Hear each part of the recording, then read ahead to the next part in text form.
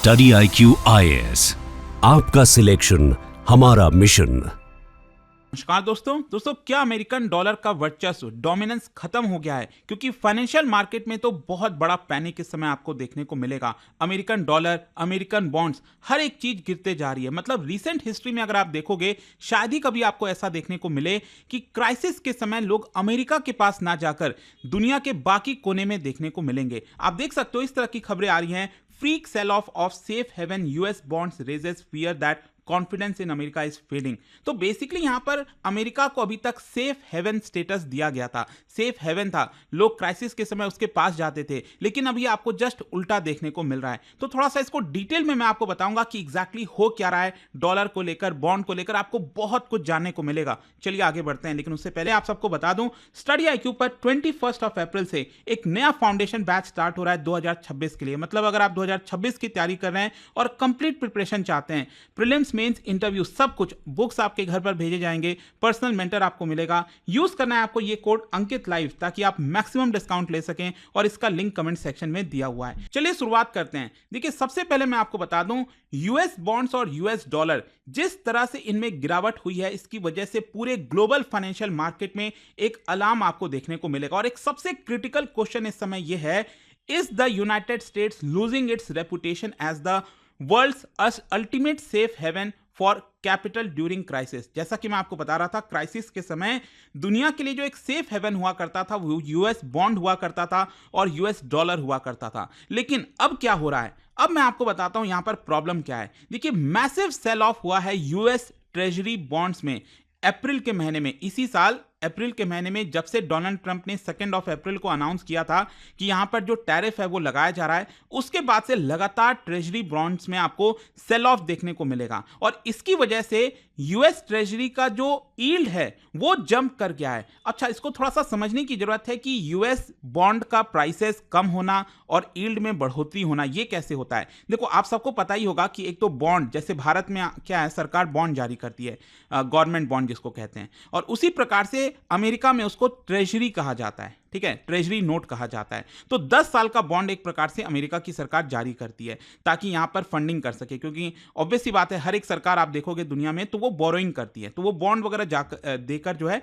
Borrowing किया जाता है। तो अब मान लीजिए क्या है कि जो बॉन्ड है, फॉर एग्जाम्पल मैं कहता हूं कि यूएस की सरकार ने 100 रुपए का बॉन्ड जारी किया था, 100 रुपीज का बॉन्ड जारी किया था, और यूएस की गवर्नमेंट ने कहा था कि हर साल हम आपको $10 का इंटरेस्ट देंगे।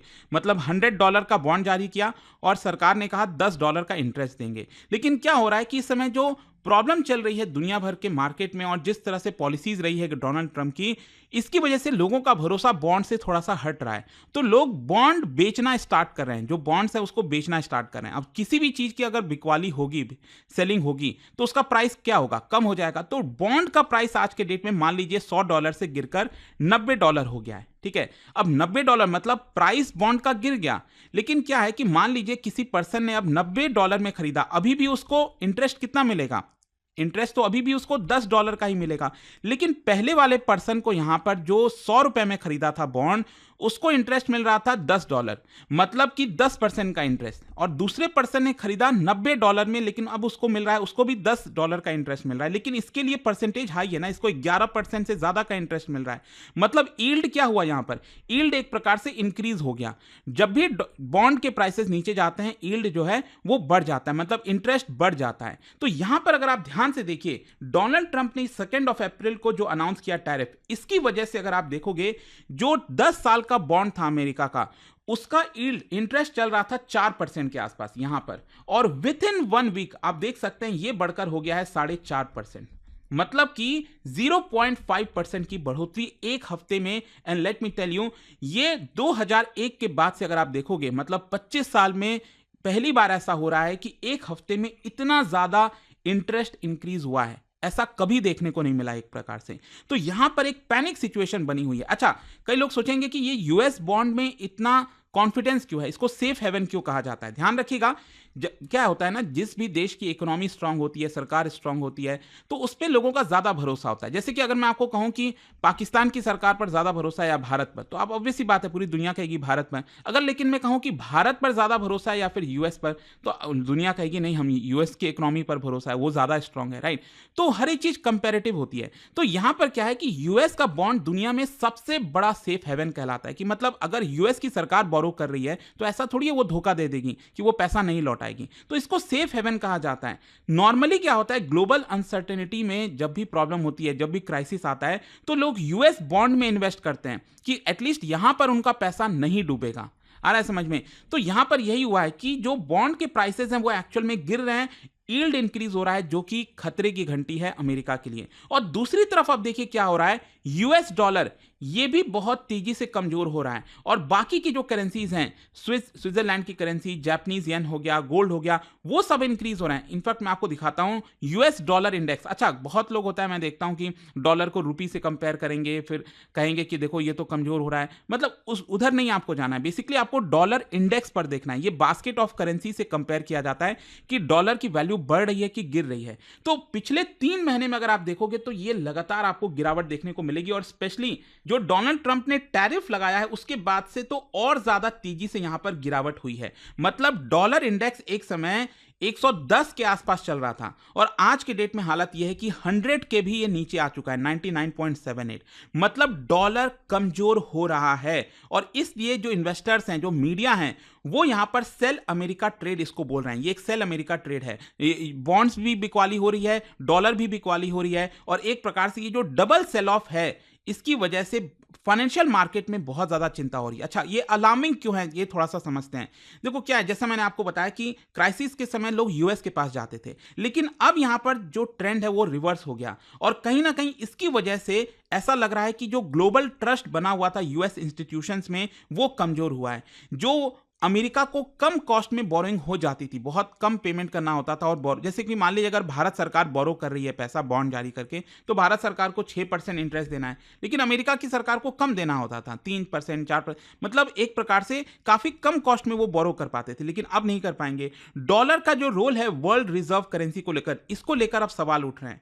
तो एक प्रकार से अब चीजें उल्टी आपको देखने को मिलेगी। अच्छा, इसके पीछे का कारण क्या है? बॉन्ड की बिकवाली होना, डॉलर की बिकवाली होना, इसके पीछे का मेन कारण देखो, सबसे पहला तो ऑब्वियस ही बात है डोनाल्ड ट्रंप का ये टैरिफ। मतलब ये मैन मेड डिजास्टर है, लेट मी टेल यू। एक होता है कि चलो कोविड आ गया तो उस समय प्रॉब्लम हो गई, वो समझ में आता है, लेकिन यहां पर तो इंसान खुद ही यहां पर अपने पैर पर कुल्हाड़ी मार रहा है। तो डोनाल्ड ट्रंप जब से राष्ट्रपति बने हैं, उन्होंने टैरिफ एग्रेसिव तरीके से बढ़ाया, स्पेशली चाइना के साथ जो ट्रेड वॉर है वो बढ़ गया है, और इसकी वजह से यूएस ट्रेड सिस्टम पर जो भरोसा था वो ज्यादा हिल गया है। इसके अलावा ग्लोबल रिटेलिएशन का एक चांसेस है, मतलब अगर यूएस इसी तरह से आगे चलता रहा तो ग्लोबली यहां पर रिटेलिएट करने लगेंगे देश, और यहां पर जो यूएस एसेट है वो कहीं ना कहीं रिस्की होता जा रहा है रैदर देन से। यूएस के जो एसेट्स थे वो ज्यादा सेफ माने जाते थे, लेकिन अब यहां पर रिस्क के तौर पर उसको देखा जा रहा है। अब इसका परिणाम क्या हुआ है आप देखिए, यूएस का जो डेट है और जो फिस्कल है उसको लेकर चिंता बढ़ रही है। कहने का मतलब ये हुआ कि यूएस की जो डेफिसिट है, मतलब यूएस का जो बोरोइंग है, जो कर्ज है यूएस के ऊपर, वो ज्यादा तेजी से बढ़ रहा है। और क्यों बढ़ रहा है? क्योंकि डोनाल्ड ट्रंप टैक्स को कट कर रहे हैं, तो रेवेन्यू कम हो रहा है। फिर दूसरा, मिलिट्री और इंफ्रास्ट्रक्चर पर स्पेंडिंग बढ़ रही है, और साथ ही साथ इंडस्ट्रीज को बचाने के लिए यूएस की सरकार सब्सिडीज दे रही है, तो ओवरऑल कॉस्टिंग बढ़ रही है यूएस सरकार की, और दूसरी तरफ यहां पर जो रेवेन्यू है वो कम हो रहा है। तो इन्वेस्टर्स जो हैं वो बहुत ज्यादा चिंतित हैं कि अगर इसी तरह से अमेरिका का डेट बढ़ता रहा, कर्ज बढ़ता रहा, और स्पेशली वो कैसे चुकाएगा पैसा, क्योंकि आप समझिए इंटरेस्ट रेट बढ़ रहा है, अमेरिका की सरकार बोरो तो कर रही है लेकिन उसको चुकाएगी कैसे, ये बहुत बड़ा सवाल है। फिर इसके अलावा यहां पर इन्फ्लेशन को लेकर क्वेश्चन है कि टैरिफ लगाने से इन्फ्लेशन ज्यादा बढ़ रहा है, अमेरिका के अंदर इन्फ्लेशन और ज्यादा बढ़ेगा, तो इसकी वजह से जो वहां की सेंट्रल बैंक है, फेडरल रिजर्व, वो पॉलिसी ट्रैप में फंस गई है। पॉलिसी ट्रैप का मतलब ये हुआ कि अगर मान लो वो इंटरेस्ट रेट को कम करती हैं तो इन्फ्लेशन और ज्यादा बढ़ने के चांसेस हैं, और अगर मान लो जो है पॉलिसी रेट को ऊपर करती है, जो जो जो एक प्रकार से इंटरेस्ट रेट है उसको ऊपर करती है, तो इसकी वजह से इकोनॉमी में ट्रबल आ जाएगा, इकोनॉमी क्रैश हो सकती है। तो यहां पर आप देख सकते हो एक प्रकार से जो ट्रस्ट था अभी तक यूएस इंस्टीट्यूशंस के ऊपर, वो कहीं ना कहीं शेक हो गया है। और अगेन आप देख सकते हो जो फॉर्मर ट्रेजरी सेक्रेटरी हैं, उनका ये कहना था कि यूएस नाउ लुक्स लाइक अ प्रॉब्लमैटिक इमर्जिंग मार्केट। मतलब एक प्रॉब्लम सॉल्वर से एक प्रॉब्लमैटिक इमर्जिंग मार्केट की तरफ अमेरिका बढ़ा है। और इसका असर क्या होगा पूरे दुनिया के ऊपर? देखो, एक तो असर यही है कि लोग अपना जो इन्वेस्टमेंट है वो शिफ्ट कर रहे हैं अमेरिका से दूसरे जगहों पर, जापानीज येन की तरफ, स्विस फ्रैंक की तरफ, गोल्ड की तरफ। गोल्ड की वैल्यू क्यों बढ़ रही है? यही तो कारण है कि लोगों का भरोसा यूएस की तरफ से हट रहा है और लोग गोल्ड की तरफ जा रहे हैं। फिर इसके अलावा यहां पर आप देख सकते हो ग्लोबल फाइनेंशियल रीअलाइनमेंट हो सकता है। मतलब जो आपके पास रिजर्व था ना, जैसे भारत में आप देखोगे तो हमारा फॉरेक्स रिजर्व है 500-600 बिलियन डॉलर का, तो वो रिजर्व में आप देखिए जो करेंसी हमारे पास ज्यादातर डॉलर के टर्म में हमने रख रखा है।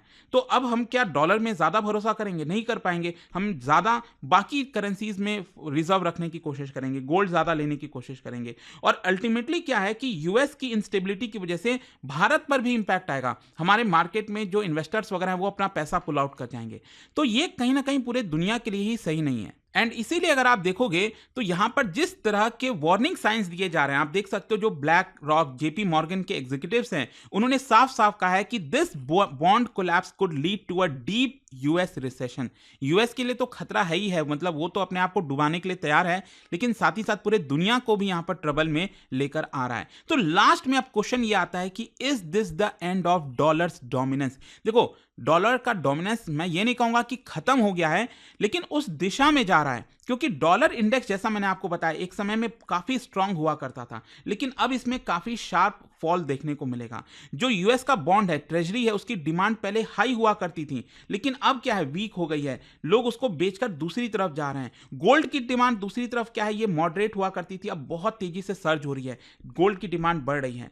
और एक प्रकार से जो ट्रस्ट होता था यूएस की मैक्रो पॉलिसी में, वो काफी ज्यादा स्ट्रांग हुआ करता था, अब यहां पर तेजी से गिरावट देखने को मिलेगी।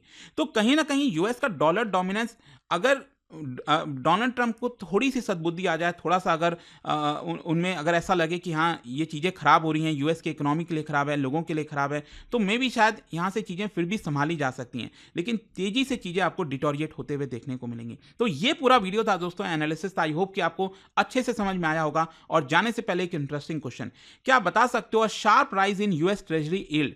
मतलब कि यहाँ पर वही क्वेश्चन है कि अगर ट्रेजरी यील्ड, जो बॉन्ड का यील्ड है, अगर उसमें इंक्रीज हो रहा है और यूएस का डॉलर फॉल हो रहा है, तो इट टिपिकली इंडिकेट्स व्हाट? कौन से सिनेरियो को ये दिखाता है? इसका जो राइट आंसर है आप सब जानते हैं, मेरे इंस्टाग्राम पर तो मिलेगा ही, वहां पर अगर आप नहीं हो कोई बात नहीं, टेलीग्राम से ले सकते हैं इसका सही उत्तर। और जैसा कि मैंने आपको बताया, अगर आप यूपीएससी की तैयारी कर रहे हैं, हमारा जो नया बैच है, फाउंडेशन बैच, 21 अप्रैल से स्टार्ट हो रहा है सिविल डे प्रिपरेशन के तहत। आप इसका ज्यादा से ज्यादा फायदा उठाइए एंड इसमें आपको कंप्लीट प्रिपरेशन मिलती है। यूज करिए ये कोड अंकित लाइफ, ताकि आप मैक्सिमम जो डिस्काउंट है वो ले सकें। दोस्तों, यूपीएससी एस्पिरेंट्स हो या बनने वाले हो, मेरे पास है आपके लिए एक game changing opportunity, study IQ का नया संपूर्ण बैच। सोचिए, एक कॉम्प्रिहेंसिव प्रोग्राम जिसमें मिलेगा सब कुछ, टॉप एजुकेटर्स के साथ 1000+ आवर्स की लाइव क्लासेस, पर्सनलाइज्ड मेंटरशिप और हैंड रिटन नोट से लेकर पीआरपी, एमआरपी जैसे इंटेंसिव प्रोग्राम्स तक। और बात स्कॉलरशिप्स की करें तो प्रीलिम्स क्लियर करो, पूरा फीस रिफंड पाओ। टॉप परफॉर्मर्स के लिए हर मंथ 11,000 रुपीज का कैश रिवॉर्ड। सिल्वर, गोल्ड या platinum, choose the plan that fits your needs. X secretary Anil Swarup जी खुद गाइड करेंगे आपको इस जर्नी में। स्टडी आईक्यू पर 2 करोड़ इंडियंस का ट्रस्ट है और अब संपूर्ण बैच के साथ आपका यूपीएससी ड्रीम भी होगा अचीव। आपको करना क्या है, कमेंट में दिए गए संपूर्ण बैच के लिंक पर क्लिक करें and once you click on buy now, आप देख सकते हो डिस्काउंट कोड्स, वहां पर टाइप कीजिए अंकित लाइव एंड आपको मिलेगा सबसे lowest price and your IAS journey starts here. Study IQ IAS, आपका सिलेक्शन हमारा मिशन।